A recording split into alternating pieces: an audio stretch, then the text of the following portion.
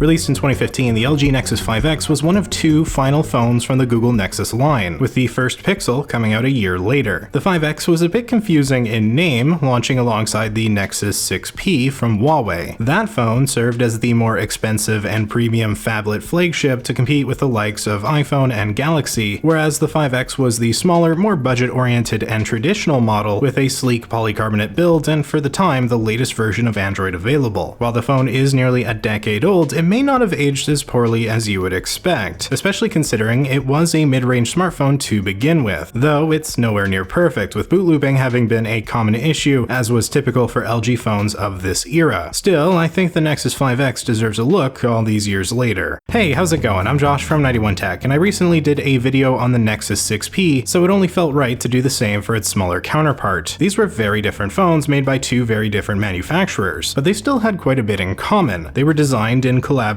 with Google, and were meant to push the latest and greatest Android had to offer, despite actually only getting a couple years of updates from Android 6 Marshmallow to Android 8 Oreo. According to the Nexus team, the P in 6P stood for premium, while the X and 5X stood for the core of the Nexus brand, which to me at least would amount to the pure, unadulterated Google software experience. That's what this phone was meant to be. Not top of the line by any means, but a fresh, clean, Google-centric smartphone with none of the bloat or annoyances of your normal mid-range Android device. And while this phone has had its issues, I have to say, using it almost a decade later, I really think Google was onto something special here, and it in many ways reminds me of their Pixel A phones, starting with that Pixel 3a and onwards. There's a lot in common. The first thing that really stands out is the plastic build, but the phone doesn't feel cheap in the hand. It is very light and a comfortable size with a 5.2-inch 1080p LCD display that presents a nice, sharp picture. It's not the most vivid image, but it is LCD, and it still looks really nice. I can't help but love the design of this phone, and its name of 5X, while a bit confusing, does make some sense when you consider it the follow-up to the original LG Nexus 5 that came out in 2013. It was a similar size and build, whereas the Motorola Nexus 6 in 2014 went the complete opposite direction for an almost ridiculously big phablet. The 6P looks almost nothing like the Nexus 6, but no doubt Google wanted to avoid the Nexus 7 name due to their line of tablets, so they brought the 6P and the 5X in 2015 before switching over to the Pixel name altogether. This was also the only time Google released two separate Nexus models at the same time, and it's likely because a lot of people just weren't fans of the Nexus 6. It was really big. And coming off the Nexus 5, I mean, yeah, that's a bit of an example of why using different manufacturers every year can be a bit of an issue. There's no consistency. So having two phones in 2015 to appeal to ideally both groups, it makes sense for everyone. Those who like the bigger phones and those who like the more standard LG size. And it wasn't just the name that made Google move on from Nexus. It was also the association of the manufacturer, as they wanted these devices to be known as Google phones rather than LG phones, Huawei, Motorola, or whoever else. This is an LG phone at its core, and having also done a recent review of the LG G4, another 2015 smartphone from LG launched earlier that year, I can't help but compare the two phones when looking at the 5X, and there's definitely a few familiarities between them, though they're mostly different. You can no doubt thank Google's influence for many of the modern amenities on this phone compared to the G4. The matte polycarbonate shell is, to me at least, preferable to the curved genuine leather of the G4, as unique as that design element was. That fingerprint sensor is fast and reliable, at least by 2015 standards, and there's no such biometrics on the G4. USB-C here is a huge win over the micro USB of the G4, and of course there are headphone jacks on both phones. If a smartphone's going to be plastic and not water resistant, I expect it to be easy to pull apart and swap out the battery, and it's actually not too tough on the 5X, with no adhesive strips like were apparently on the 2013 Nexus 5. And there is the 2700 mAh battery ready to be swapped. It's not as easy to open up as the LG G4, the back panel pops off and is easily swappable no problem, but it's still quite doable. One thing that's on the LG G4 and not the Nexus 5X is expandable memory. There is no micro SD card slot here, and that really does suck, with only 16 or 32 gigabytes of internal storage. Mine's 32, and that is definitely more ideal, as I could see only 16 gigs filling up very quickly, even back in 2015. Turning to the front of the phones, the larger 1440p LCD of the G4 definitely does pop more than the 5X, and it does have slimmer top and bottom bezels, though no front-firing speaker. The lack of logo and having the appearance of dual front-firing speakers actually lends itself to a cleaner look on the 5X in my eyes. But I do mean appearance of dual front-firing speakers, since the speaker on the top bezel is only for phone calls, with the bottom one being the actual speaker. So it's not really dual firing. Still far more preferable than the Pixel, which doesn't have any front-firing speaker, just big white empty bezels.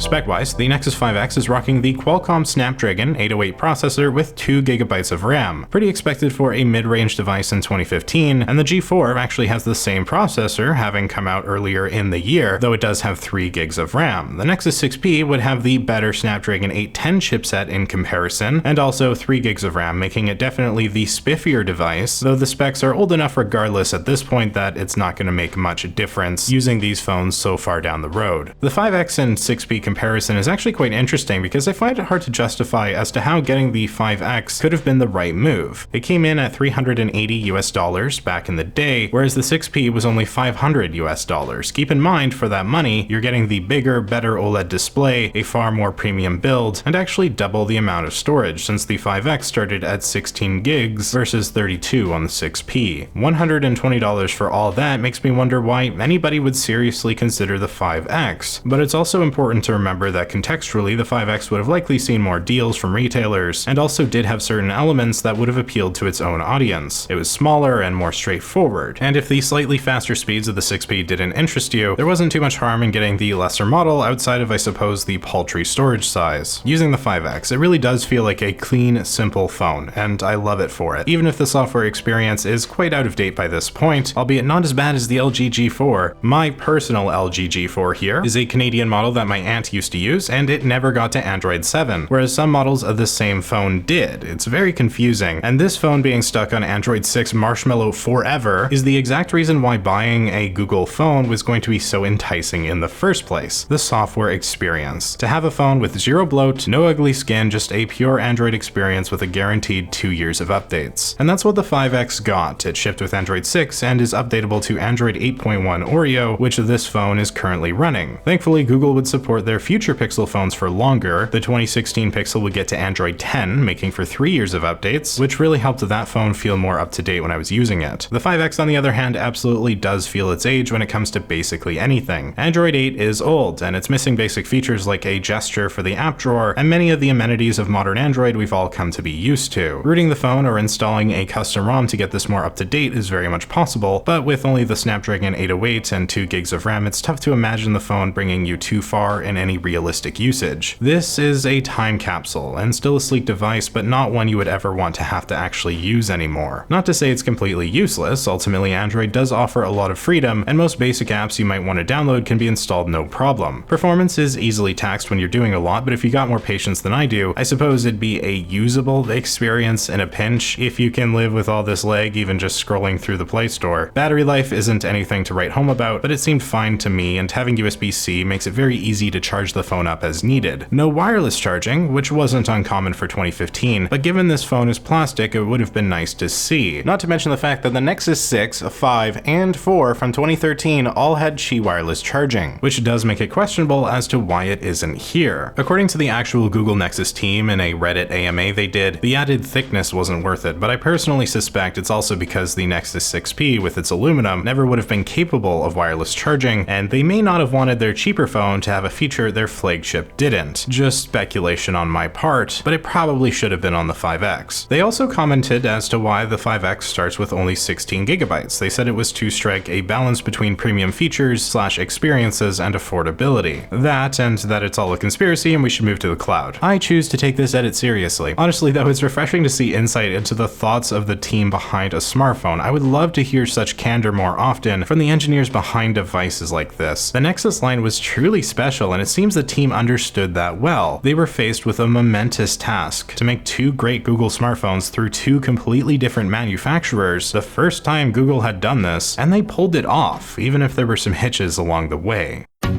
I believe the most difficult thing for them to balance would have been the gap between the 5X and the 6P, and making sure not to compromise on what makes the Nexus experience so great. And between these two phones, you've got not just the same software, not just the same handy fingerprint reader, but also the same cameras, which, like, for example, the Pixel 3a, really lended to the 5X punching up considering its price point at the time. For photography, we'll start with a sole downgrade from the 6P. We're looking at a 5 megapixel selfie camera rather than 8 megapixels. Yeah, results from from it are not exactly great, but it's a selfie camera, so let's just get to the good stuff. On the rear, the 5X features the same 12.3 megapixel camera as seen on the 6P. There's a slight camera bump, but it's nothing crazy, and more subtle than the whole glass visor setup on the 6P, though I absolutely love the design of the 6P with the visor, it's very cool. The 5X does get the ability to record video in up to 4K at 30 frames per second, no small feat for a mid-range 2015 smartphone. The video quality itself is decent, I guess, but it suffers from a lack of optical image stabilization. Any movement or jitter translates poorly when recording, but of course still shots can look far better. The camera here is very capable of taking great photos in the right conditions, ideally with good lighting, though you might be able to push even more out of the phone with a Pixel Camera APK or something to that extent. Just using the stock camera app though, I was getting decent photos. Not so good in low light, but that's where any older smartphone will suffer the most. These little camera sensors just can't take in enough light, and there's also been huge improvements to the software processing and everything like that since phones like this were relevant. It is still, though, really quite amazing how far we've come, that even a phone nearly a decade old can still produce some nice images. Not nearly as consistently or reliably as a modern Pixel to be sure, and there's definitely far less versatility with only one camera lens and few of the bells and whistles we enjoy on modern devices, but the Nexus 5X for a $380 phone from 2015 is pretty dang impressive all things considered, and you would be hard-pressed to find another phone from the same year at the same price that holds up as well as this one does. And that's really the Nexus 5X, the quintessential Google experience without the premium luxuries of the 6P, but at a lower cost. And while the 6P was probably the better buy in 2015, it doesn't really matter anymore, and I'm happy to say that for the most part the 5X has managed to impress just as much as its bigger aluminum counterpart, though that's not to say there's no issues. There's one more main feature the Nexus 6P shared with the 5X, and it's boot looping, of all things. Despite coming from two completely different manufacturers and being two completely different phones, both of these devices are infamous for boot looping, and the reason for the 5X doing it is frankly because it's an LG smartphone, and that's what they all do from the mid-2010s. The LG G4 may have been the most infamous for it, but the 5X wasn't spared, and while I'd love to finish off this throwback review with some nostalgic rose-tinted glasses, saying this is a fantastic device and it's held up really well, especially for the price, it's hard to say any of that when for a lot of users out there, the phone won't even boot up anymore. Ultimately, both the Nexus 5X and the 6P are fascinating phones. They're nothing alike from the design, and were made by two completely different companies. The 5X was a follow-up to a 2-year-old smartphone, and a precursor to the modern budget Pixel A models we see today. And while it certainly was imperfect, there's something about its simple, straightforward, clean build and design that makes me really enjoy using it. Maybe it's the big black bezels and the white casing, the old but clean Android software, the fact that this was a budget smartphone but doesn't feel like it. I do really like this device, and while I wouldn't want to use one anymore, I am happy I was able to talk about it just a little bit all these years later. The Nexus line may be long forgotten to time, but there were truly something special to those phones, and LG, for all their flaws, definitely had the ability to make great devices when they wanted to, even if they would essentially self-destruct with an infinite boot screen for far too many models out there. If you're interested in the Nexus 6P or the first Pixel, I've got reviews on both that'll link in the description, and maybe in the future I'll take a look at a few more Nexus phones. That huge Nexus 6 in particular I feel like could be an interesting one to talk about. But for now, I think I'm right about done here. If you found this video interesting, please hit the like button and consider subscribing for more tech content. Huge shout out to the channel members for being absolutely amazing people, and thank you all so much for watching. I'm Josh from 91 Tech, and I will see you all next time.